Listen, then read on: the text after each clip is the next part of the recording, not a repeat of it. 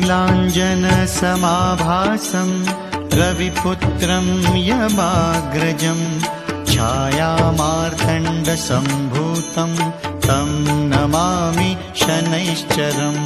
नीलाञ्जनसमाभासं रविपुत्रं यमाग्रजं छायामार्तण्डसम्भूतं तं नमामि शनैश्चरम्।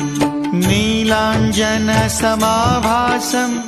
रविपुत्रं यमाग्रजं छायामार्तण्डसम्भूतं तं नमामि शनैश्चरम्। नीलाञ्जनसमाभासं